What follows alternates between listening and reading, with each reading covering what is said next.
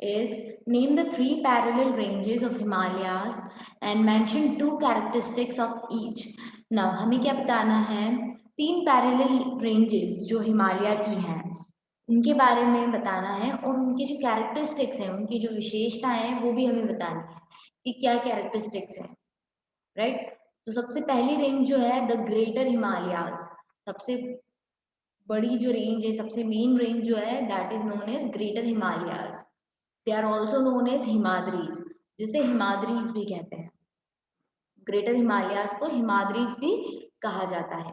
Average height is 6000 meter, इसकी average है height क्या है 6000 मीटर है, ठीक है। Then has some of the highest snow capped peak in the world, और इसमें जो स्नो कैप्स होती हैं, जैसे जो पहाड़ की जो चोटियां होती हैं जो हमेशा स्नो से कवर्ड रहती है, उसे हम बोलते हैं स्नो कैप्ड पिक, है ना। बर्फ से ढकी हुई जो चोटियां होती हैं, तो ऐसी कुछ पिक्स हिमालय ग्रेटर हिमालयाज के हैं, जैसे कि Mount Everest in Nepal. Mount Everest कहाँ है, नेपाल में। Then and Kanchenjunga in India, और Kanchenjunga is a place similar to Mount Everest. Mount Everest की तरह ही एक पिक है। Then glaciers like Gangotri and Yamunotri are source of many rivers in the north India, in northern India। और बहुत सारी ऐसी क्या है, बहुत सारी ऐसे ग्लेशियर्स हैं जैसे कि गंगोत्री है, यमुनोत्री है, और ये सोर्स ऑफ रिवर है नॉर्दर्न इंडिया में। जो नॉर्दर्न इंडिया में जो रिवर्स फ्लो करती हैं वो इन ग्लेशियर्स के थ्रू ही फ्लो करती हैं, ठीक है। तो ये इनके फीचर्स हो गए, right, got it. Okay, next is the lesser Himalaya. अब ग्रेटर की बात कौन से हिमालयाज है, लेसर हिमालयाज, राइट। अब इसकी कैरेक्टरिस्टिक्स क्या है, it is also known as Himachal, इसे क्या कहते हैं, हिमाचल भी कहते हैं, राइट। देन एवरेज हाइट है 4500 meter. Many beautiful hill stations like Shimla, Mussoorie, Nainital etcetera are located here. और बहुत सारी ऐसी क्या है हिल स्टेशंस लेसर हिमालय पे लोकेट करते हैं, जैसे कि शिमला, नैनीताल, मसूरी, ये ब्यूटीफुल हिल स्टेशंस हैं, राइट। ये समझ में आया।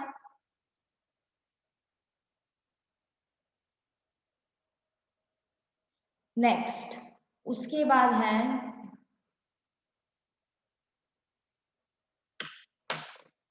The outer Himalayas. Now outer Himalayas are also known as Shivalik. Outer Himalaya को क्या बोलते हैं, शिवालिक भी बोलते हैं। Average height is less than 1250 meter, इसकी एवरेज हाइट क्या है 1250 मीटर है। Which is made up of loose soft rocks, ये किससे मिलकर बने हैं, लूज और सॉफ्ट रॉक से मिलकर बने हैं। Earthquakes and landslides are common. अब सिंस यहाँ पे ये जो आउटर हिमालयाज हैं या जो शिवालिक्स है ये सॉफ्ट रॉक और लूज रॉक से बने हैं, इसीलिए यहाँ पे अर्थक्वेक और लैंडस्लाइड्स कॉमनली अकर होते हैं। मेनी ब्रॉड वैलीज और duns are located here. Dehradun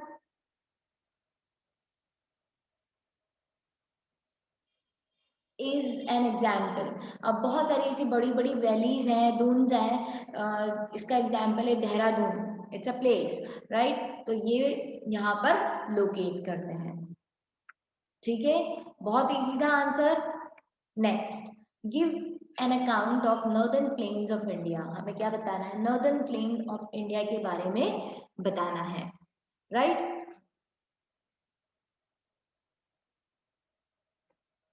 northern plain lies in the north of northern mountain. Northern plain किधर लाई करता है, नॉर्दर्न माउंटेन में, नॉर्दर्न माउंटेन के साउथ में मतलब। And are also known as Indo Gangetic plain, जिसे Indo Gangetic plain भी कहते हैं। These plains are made up of alluvium deposit by the river Indus, Ganga and Brahmaputra and their tributaries. अब ये जो प्लेन है completely, इस plain में plain is a kind of place, मतलब यहाँ पर सॉइल डिपॉजिट है बहुत सारा। सिंस ये जितनी भी रिवर्स हैं इंडस, गंगा, ब्रह्मपुत्र, ये फ्लो करती हैं और फ्लो करने के बाद ये इनमें जो सेडिमेंट्स होते हैं, सॉइल सेडिमेंट्स जो होते हैं, वो इस नॉर्दर्न प्लेन में आके क्या हो जाते हैं, डिपॉजिट हो जाते हैं।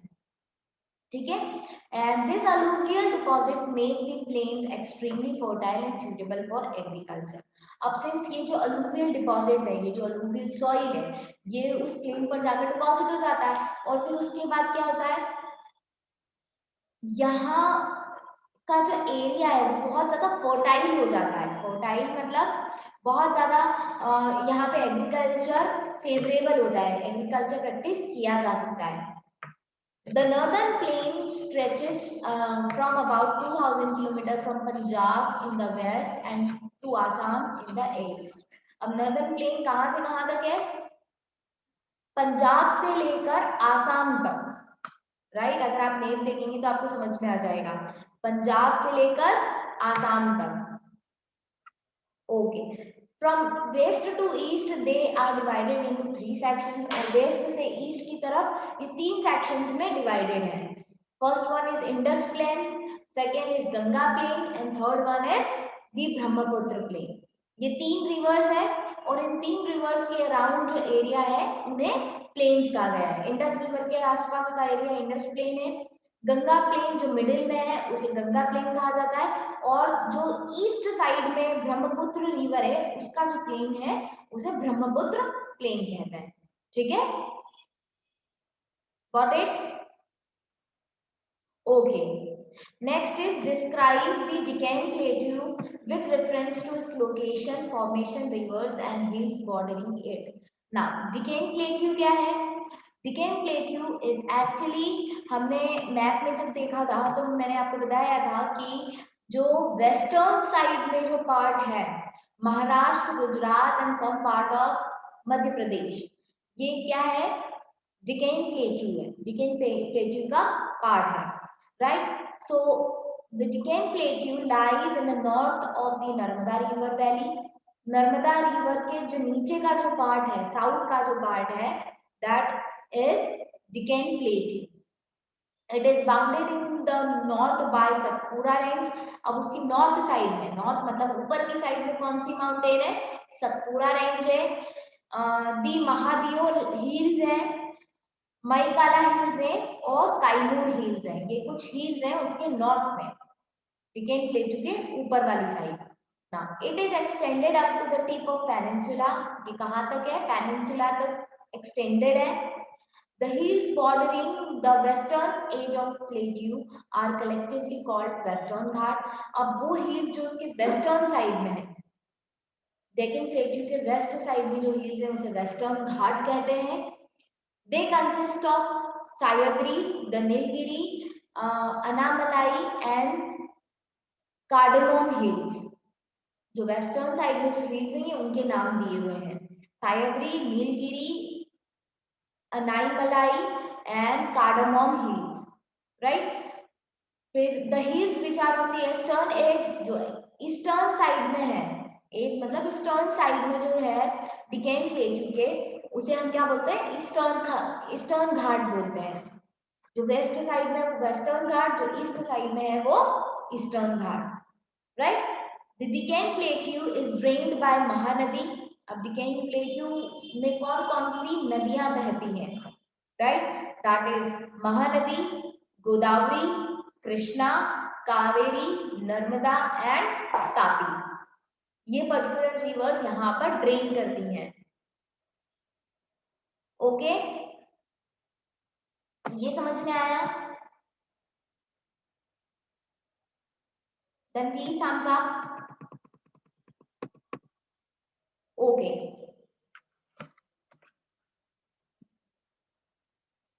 ना अब हम नेक्स्ट चैप्टर की तरफ मूव कर रहे हैं। Wait a second.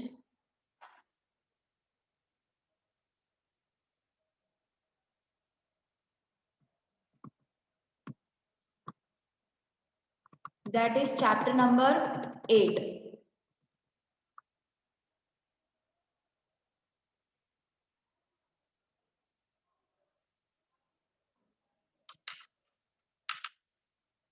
ना name 4 seasons experienced in India. अब 4 सीजन के नाम बताने हैं जो इंडिया में एक्सपीरियंस किए जाते हैं। पहला है winter, second is summer, third is monsoon and fourth one is retreating monsoon. The 4 seasons experienced in India are winter, summer, monsoon and retreating monsoon. Right? Next, what is the reason behind the occurring of light rainfall in the northern India during winter? अब क्या reason है कि during winter season India के northern part में, मतलब north direction में जितनी भी स्टेट्स हैं, जितनी भी सिटीज हैं, वहां पे रेनफॉल होती है, लाइट लाइट रेनफॉल होती है, हल्की हल्की बरसात होती है। तो रीजन क्या है? So the northern India light rainfall during is caused by the cyclonic storms which originated in Mediterranean Sea and travel towards India. Now India के northern part में जो light rainfall होती है, हल्की हल्की बरसात जो होती है, उसका रीजन है साइक्लोनिक स्टॉर्म। मतलब जो तेज हवाएं चलती हैं, मतलब तूफानी हवाएं जो चलती है, वो कहाँ से, ये तूफानी हवाएं ओरिजिनेट होती है मेडिटेरेनियन सी से, मतलब हिमालय के उस साइड से, राइट? उस साइड से ये साइक्लोनिक एयर इंडिया की तरफ आती है और यही रीजन है कि नॉर्दर्न पार्ट में क्या आती है, रेनफॉल होता है। This winds are called the western disturbance, और इन विंड्स को क्या बोलते हैं? Western disturbance. Got it?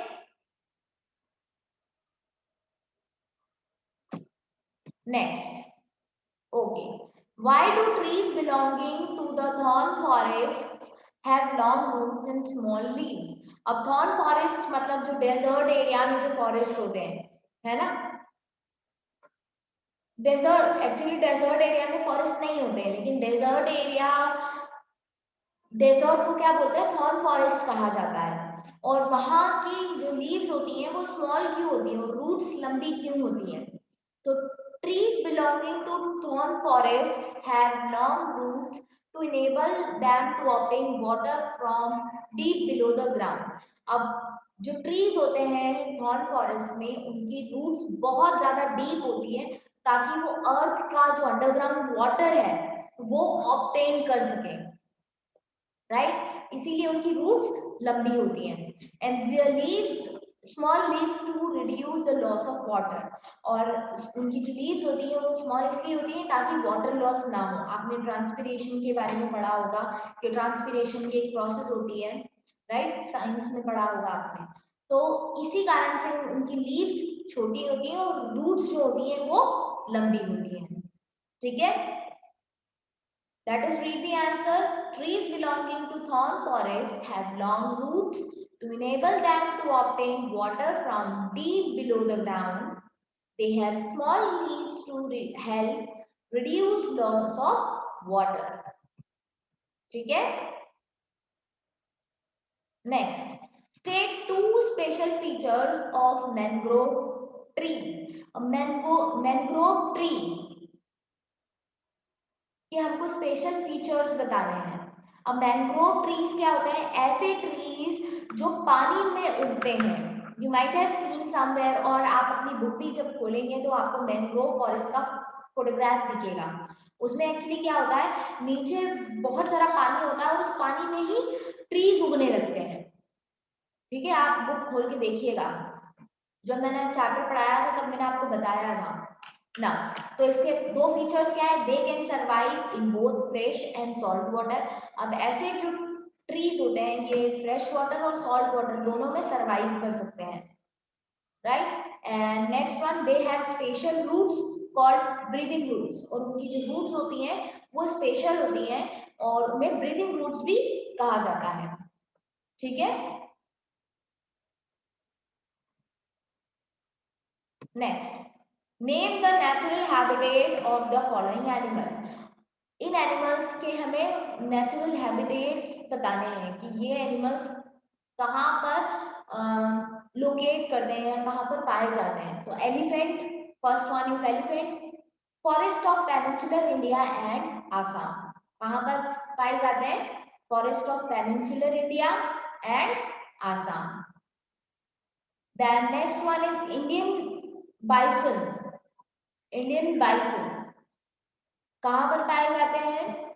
छोटा Nagpur plateau and peninsular reason.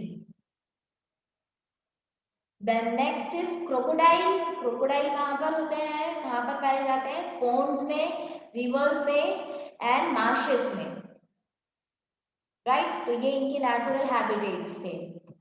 समझ में आया यहाँ तक? If it is clear then please thumbs up.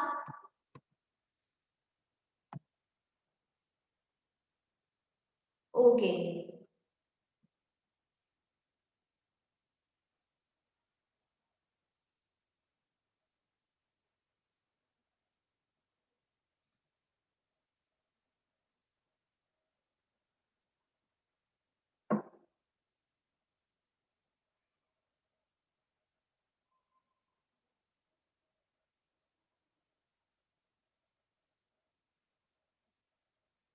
next is give two examples to show that India experiences great variation in climatic condition। हमें दो ऐसे example देने हैं जिससे ये पता चलता है कि इंडिया में जो क्लाइमेटिक वेरिएशंस हैं वो बहुत ज्यादा है, या इंडिया एक्सपीरियंस करता है क्लाइमेटिक वेरिएशन को, क्लाइमेटिक चेंज को। कैसे?